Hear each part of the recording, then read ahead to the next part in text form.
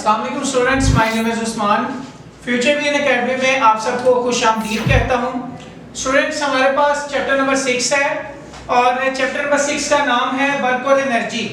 Students, previous lecture में जिस तरह हमने वर्क और एनर्जी इस चैप्टर का, इस टॉपिक का ओवरव्यू लिया था, आज हम इस टॉपिक को डिटेल के साथ एक्सप्लेन करेंगे। जिस तरह प्रीवियस लेक्चर में आपको एनर्जी के बारे में बताया गया था कि एनर्जी क्या होती है, किसी भी जिस्म के वर्क करने की सलाहियत को एनर्जी कहा जाता है। स्टूडेंट्स, हमने देखा प्रीवियस लेक्चर में एनर्जी की मुख्तलिफ इकसाम थी, like as mechanical energy, heat energy, light energy, मुख्तलिफ किस्म की इकसाम थी। हमने उन इकसाम पर भी जो था वो ओवरव्यू लिया था।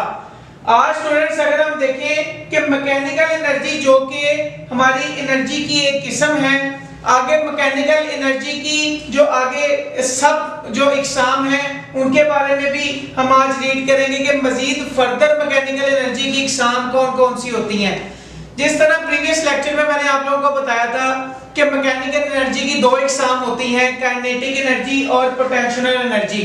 तो स्टूडेंट्स, काइनेटिक एनर्जी क्या होती है? काइनेटिक एनर्जी किसी भी जिस्म में मोशन के बायस पैदा होने वाली एनर्जी को काइनेटिक एनर्जी कहते हैं। यानी कोई भी जिस्म अगर किसी फोर्स की वजह से हरकत कर रहा है तो हरकत करते हुए स्टूडेंट्स उस हरकत की वजह से उसके अंदर एक फोर्स, एक एनर्जी पैदा होगी जिसको काइनेटिक एनर्जी का नाम दिया जाता है। अगर हम इसकी एक मिसाल लें तो किसी भी समंदर का, किसी भी दरिया का बहता हुआ पानी की हम मिसाल ले सकते हैं कि बहते हुए पानी के ऊपर अगर हम एक लकड़ी का अर्शा तीर फेंका जाए तो हम देखेंगे कि उस पानी की हरकत की वजह से ये जो लकड़ी का टुकड़ा है वो भी अपनी पोजीशन को चेंज करेगा, यानी वो भी हरकत करता दिखाई देगा। तो स्टूडेंट्स, किसी जिस्म में मोशन की वजह से पैदा होने वाली एनर्जी उसकी काइनेटिक एनर्जी कहलाती है। स्टूडेंट्स, अगर हम देखें पोटेंशियल एनर्जी, पोटेंशियल एनर्जी क्या होती है? किसी भी जिस्म की पोजीशन की वजह से वर्क करने की सलाहियत को उसकी पोटेंशियल एनर्जी कहते हैं। यानी अगर कोई भी जिस्म अपनी पोजीशन में है और उसमें वर्क करने की सलाहियत मौजूद है, उसके अंदर एनर्जी पैदा हो रही है उसकी पोजीशन की वजह से, इसको हम पोटेंशियल एनर्जी का नाम देंगे। स्टूडेंट्स, इस चीज को शो करने के लिए कि काइनेटिक एनर्जी किस तरह से मुंतकिल होती है, हम इसको एक डेरिवेशन से शो कर सकते हैं। जी स्टूडेंट, फर्ज किया कि एक मास है हमारे पास m, यानी हम जानते हैं कि हम जब भी मास को डिनोट करते हैं उसको m के साथ डिनोट किया जाता है और वो वेलोसिटी v से हरकत कर रहा है। स्टूडेंट्स, वेलोसिटी को v से शो किया जाता है। अब इस दौरान हमारे पास दो तरह की वेलोसिटी होगी। स्टूडेंट्स, अगर हम देखें कि हमारे पास इनिशियल वेलोसिटी है उसको vi से शो करेंगे और अगर हमारे पास फाइनल वेलोसिटी, एंडिंग वेलोसिटी है तो उसको भी f से शो किया जाएगा। यानी जब एक जिस्म वेलोसिटी से हरकत करता है तो उसको vi इनिशियल वेलोसिटी का नाम दिया जाता है और जब उसकी वेलोसिटी यानी जब किसी जगह पर रुक जाता है उसकी जब एंडिंग वेलोसिटी होती है जिसे फाइनल वेलोसिटी का नाम दिया जाता है, उसको भी f का नाम दिया जाता है। स्टूडेंट, फर्ज किया कि एक मास m और वेलोसिटी v से हरकत करता है, मुखालिफ सिमत में अमल होने वाली या अमल करने वाली फोर्स की वजह से वो s फासला तय करने के बाद रुक जाता है। यानी vi से vf तक का जो फासला है उसको s से डिनोट करते हैं।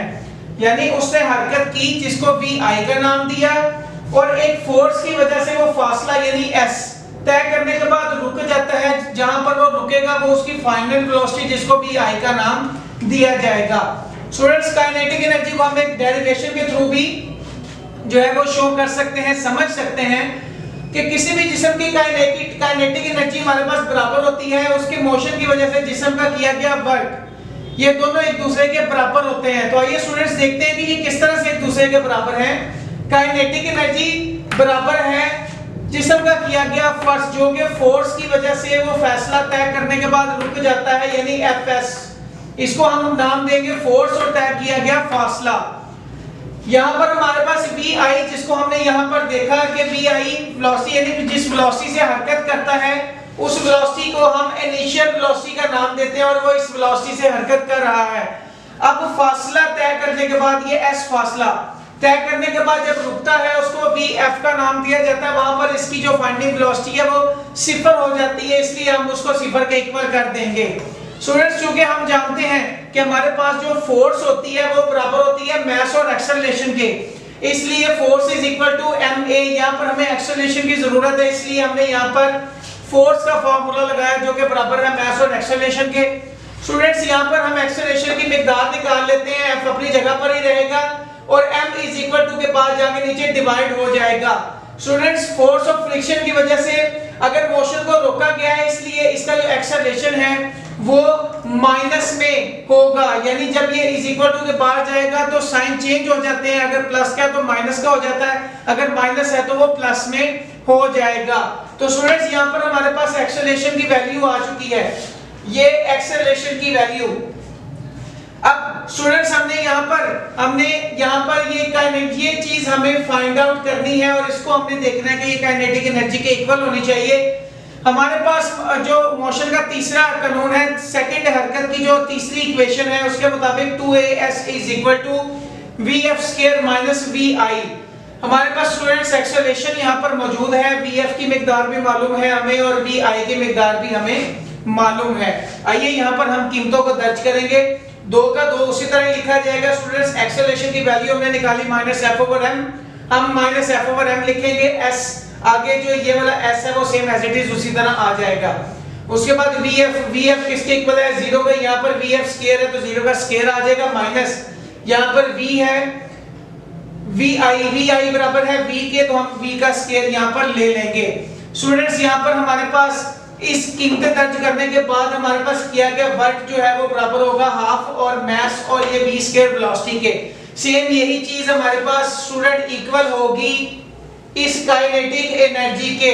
तो स्टूडेंट्स इस तरीके से हम इसको शो कर सकते हैं कि हमारे पास जो काइनेटिक एनर्जी है वो किसी भी जिस्म का किया गया जो वर्क होता है वो इसके बराबर होती है।